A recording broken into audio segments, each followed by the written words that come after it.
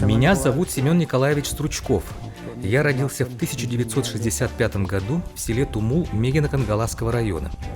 После окончания школы отслужил в армии, вернулся на родину и устроился в совхоз трактористом. В 90-х годах совхоз переименовался в кооператив СХПК «Тумул».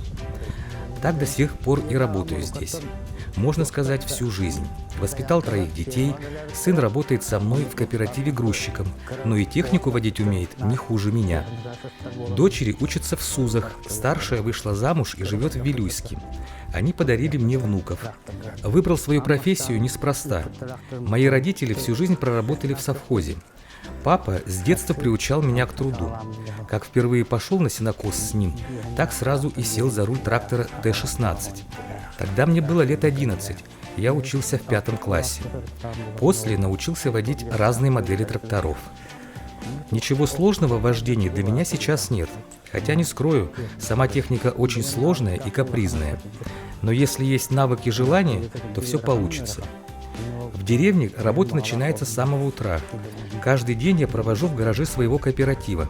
Здесь хранятся трактора, водовоз, молоковоз, а также несколько автомобилей. Комбайны и некоторая другая техника хранятся во дворе у работников. Зимой мы все ремонтируемся, готовимся к весенним работам. Вскоре надо будет везти дрова из лесу, ведь кооператив планирует строительство очередного коровника. Также мы возим брус на строительство домов для наших работников.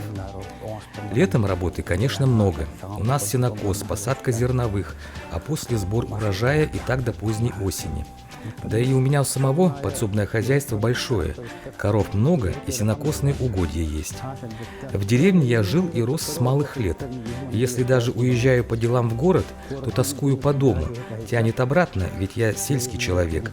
Работу свою менять никогда не хотел, да и возможности такой не было в советские годы.